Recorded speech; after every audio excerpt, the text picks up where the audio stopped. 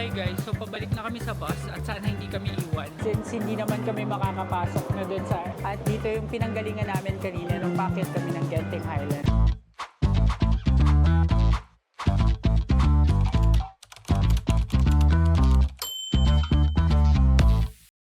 Hi amazing people and welcome back to my YouTube channel. So, andito pa rin tayo ngayon sa Genting Highlands para i-explore ang buong lugar at papakita ko sa inyo kung ano yung mga mapupuntahan namin dito kung may rides man na pwedeng masakyan given the limited time that we have here. So, exciting adventure guys at babalik din tayo sa Kuala Lumpur mamaya. So tara guys, samahan nyo ako. So guys, ito yung indoor park ko. Ayan, gusto ko sanang sumakay kaso nga lang konti lang yung oras namin talaga dito. So babawi na lang ako sa mga ibang theme park. Marami namang theme park dito sa Malaysia. So ito yung indoor theme park. Aakyat kami para makita naman namin yung outdoor theme park. So guys, papunta kami ngayon dun sa outdoor theme park naman. Hindi kami papasok, sisilipin lang namin tsaka magpe-picture-picture. Wala pa kaming picture na family since dumating kami dito sa Malaysia. So, doon na lang siguro. And so, hanap lang kami ng magandang picture-taking spot. Pero mukhang hindi ka ata makakapasok kapag wala kang ticket. Ayan, nakalagay kasi entry eh.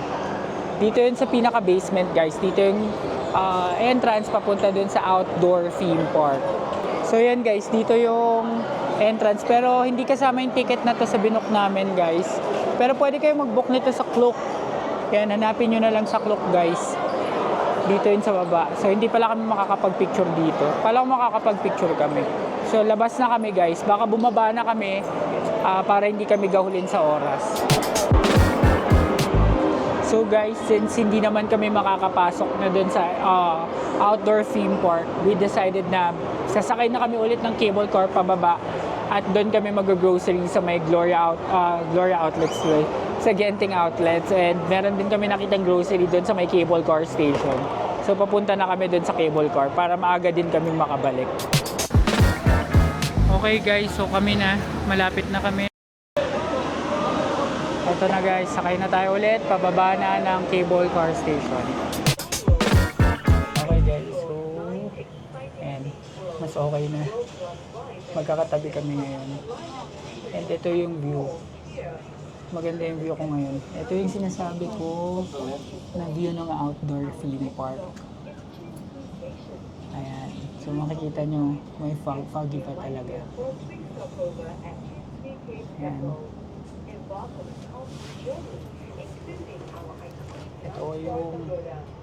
Ito yung likod guys. Yung dadaanan namin puro fog.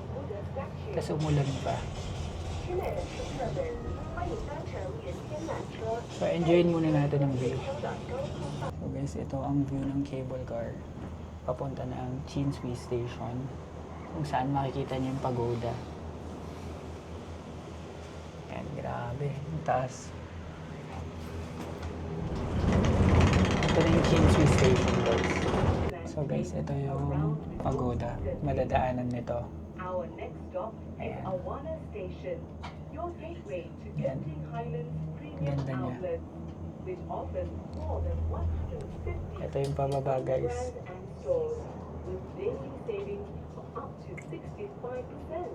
Let's go! Ito na guys, so ganda. Hindi na kami bumaba dyan, pero kung gusto nyo pwede kayong bumaba dyan, free lang. Tapos may mga nagko-commute din guys papunta sa Genting Highlands. Ganyan yung daan paakyat. Kung may car kayo pwede.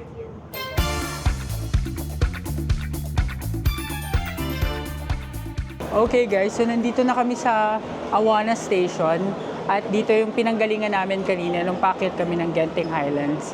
And ang gagawin na namin ngayon, since meron pang time, is magpupunta kami doon sa outlet mall, sa Genting Outlet Mall. At magtitingin-tingin kami doon baka kung sakali meron tayong mabili or what. Pero ililibot ko na rin kayo doon para sulit naman yung pagpunta natin dito sa Genting Highlands. Let's go! Okay guys, so nandito na tayo sa Genting Highlands Premium Outlets, a Genting Simon Center. Yun yung nakalagay. So, pasok tayo dito at hanap tayo ng mga brands na gusto natin para makita natin kung merong mura. So ito yung paligid niya guys.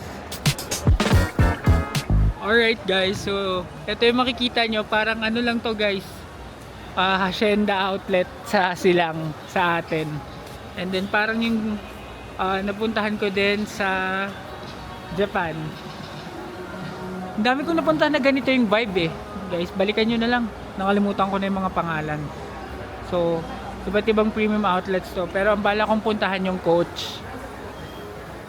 Tapos si Papa of course, Skechers. Ito meron ditong Guess. Tapos ito merong ayan oh, may convenience store. Guys, ito yung Puma. Titignan ko lang kung may speed cut na red. Kasi wala pa ako nun. So check natin. Let's go sa Puma. So guys, unfortunately, walang Puma speed cut doon. So, okay lang. In-expect ko naman kapag mga outlet store, madalang talaga na meron ng mga latest models nila. So, share ko lang sa inyo yung view dito. Yan. At magpipicture daw kami dito.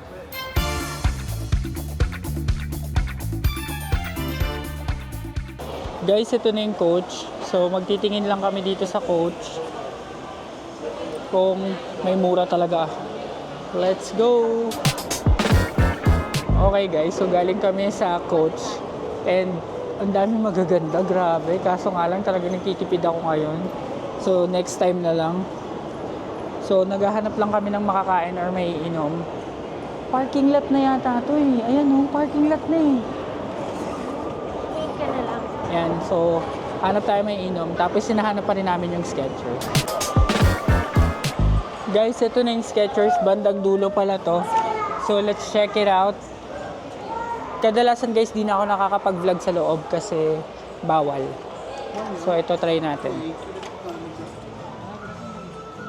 And sale din dito guys.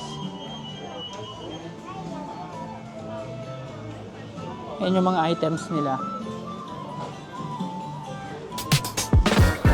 Okay guys, so pabalik na kami sa bus at sana hindi kami iwan. Medyo nalibang yung mama at papa ko sa Skechers. Nakabili naman kami. And kapag more than 580 ringgit yung items na nabili mo, which is consists of at least 2 items, may additional 20% off ka pa. So yung total na napamili namin doon is for 2 pairs of shoes is 618 Malaysian ringgit. But since may additional na 20% off, naging 494 Malaysian ringgit na lang. So dalawang shoes na yun para tagisa sila. So pabalik na kami sa bus. So umabot kami sa bus at paalis na rin tong bus. See you sa Kuala Lumpur. Hey guys, so nandito na kami ngayon sa Berjaya Times Square. Dito na kami nagpababa and mamimili lang kami ng groceries para makapagluto.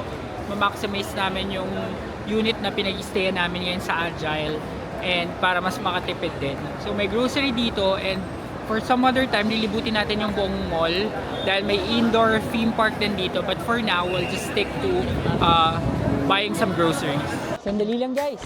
Kung hindi ka pa nakasubscribe sa channel na to na AJTV Amazing Travels, pagkakataon mo na para mag-subscribe para naman mas mapagpatuloy natin ang paggawa ng mga ganitong klaseng videos. And now, back to the vlog. Okay guys, so nandito na kami sa NSK Grocer sa lower ground floor ng Berjaya Times Square at dito tayo mamimili ng groceries. Ayan, excited na yung mama ko, mamimili siya ng groceries sa ibang bansa. Let's go! So interviewin natin ang ano pong masasabi nyo nag-grocery kayo dito, ma'am? Masarap kaya to. 175 lang. Sabi mo ang grocery, ulam. So guys, Oreo Space Dunk is 2.89 ringgit. Ito, Team Tam is 13.19. Ang mahal. Kala ko 119 lang eh. So, sundan lang natin yung mga nag-grocery guys. Po. Saan ba yung binili mo? Masarap yun eh. Yung cup noodles. Yung parang konji. Blue. Ay, yung congee. Ay, hindi ko alam eh. So guys, nakabili kami ng yogurt. Ito, fat-free yogurt. Marigold yung kanyang brand. It's 8.50 lang. Nilaki na. malaki na siya guys. Guys, tignan nyo yung price ng honey dito.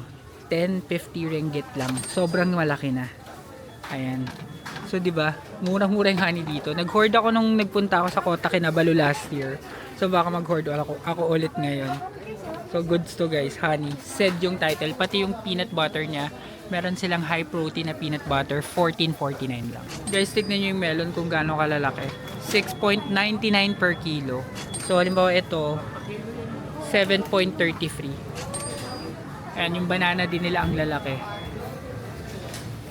Dami na namin na pamili. Kala ko mga ano lang to, chill na pamimili. Of course guys, di mawawala yung white grape na favorite namin sa Singapore at dito.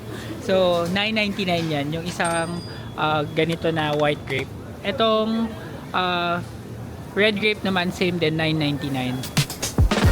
Okay guys, so tapos na kami mag-grocery and ang napamili namin is 232 ringgit and 40 cents if I'm saying it right. Mga goods na yun pang hanggang sa pagstay namin sa buong KL. And then dito sa harap ng NSK grocer, merong Gongcha at meron silang promo na may nakita kaming promo na 4 drinks for 35 rupiah na naman, ringgit. Ayan, so 4 na drinks and we'll take advantage of this. Ramadan family pack siya. Ayan, so 4.35. Ayan, namimili na sila. Guys, tapos na daw pala yung promo. Hindi lang nila natanggal yung yung signage nila. Sad. So hanap na lang kami ng iba. Kasi may Gongcha naman sa atin. Sa SM San Pedro meron nun eh. So hanap kami ng iba. May nakita ko dito Koeve. Baka doon na lang. Okay guys, so ito na yung, dito na talaga kami order sa Kopiko. Para siyang counterpart ng Pickup Coffee sa atin sa Philippines. And mura lang yung mga coffee nila. Nasa 8, ayan, merong 650 ice, tapos yung large 850. And so namimili sila, tapos yan na yun, tapos mag-grab na kami pa uwi. Okay guys, so for 4 drinks, ang total is 34.80 dito sa Kopiko.